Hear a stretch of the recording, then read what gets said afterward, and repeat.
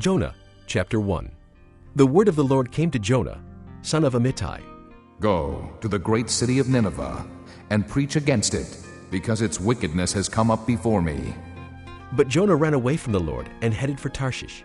He went down to Joppa, where he found a ship bound for that port.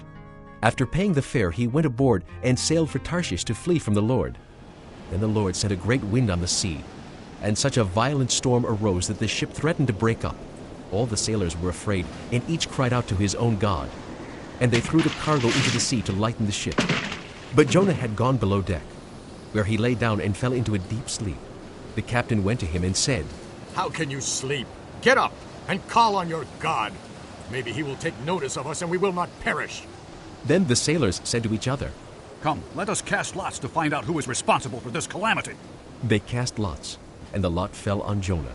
So they asked him, "Tell us, who is responsible for making all this trouble for us? What do you do? Where do you come from? What is your country? From what people are you?" He answered, "I am a Hebrew, and I worship the Lord, the God of heaven, who made the sea and the land." This terrified them, and they asked, "What have you done?" They knew he was running away from the Lord because he had already told them so. The sea was getting rougher and rougher. So they asked him, "What should we do to you to make the sea calm down for us?" "Pick me up and throw me into the sea," he replied, "and it will become calm. I know that it is my fault that this great storm has come upon you." Instead, the men did their best to row back to land, but they could not, for the sea grew even wilder than before. Then they cried to the Lord, "O Lord, please do not let us die for taking this man's life. Do not hold us accountable for killing an innocent man, for you, O Lord, have done as you pleased." Then they took Jonah and threw him overboard, and the raging sea grew calm. At this the men greatly feared the Lord, and they offered a sacrifice to the Lord and made vows to him. But the Lord provided a great fish to swallow Jonah, and Jonah was inside the fish 3 days and 3 nights. Chapter 2. From inside the fish, Jonah prayed to the Lord his God.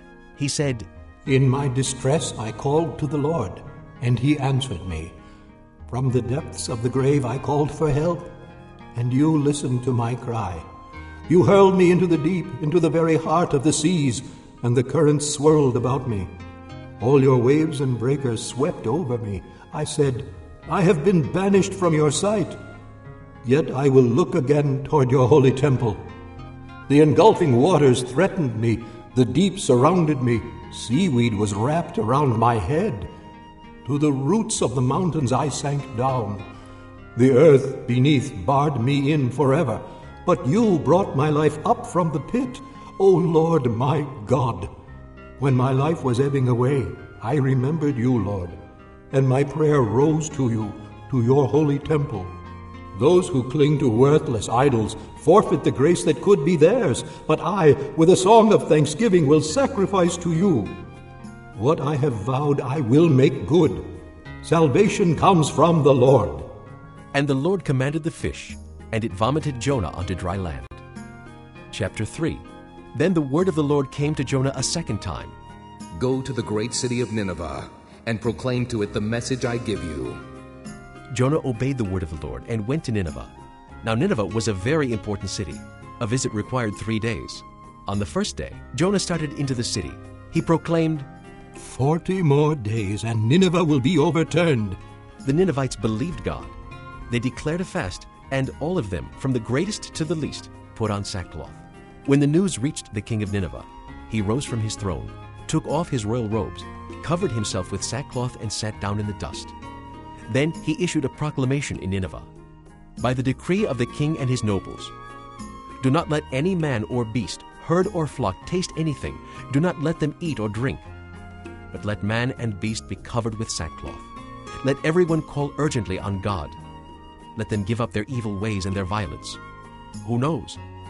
God may yet relent and with compassion turn from his fierce anger so that we will not perish. When God saw what they did and how they turned from their evil ways, he had compassion and did not bring upon them the destruction he had threatened. Chapter 4. But Jonah was greatly displeased and became angry. He prayed to the Lord, "Oh, Lord, is this not what I said when I was still at home? That is why I was so quick to flee to Tarshish. I knew that you are a gracious and compassionate God, slow to anger and abounding in love, a God who relents from sending calamity. Now, O Lord, take away my life, for it is better for me to die than to live." But the Lord replied, Have you any right to be angry? Jonah went out and sat down at a place east of the city. There he made himself a shelter, sat in its shade, and waited to see what would happen to the city.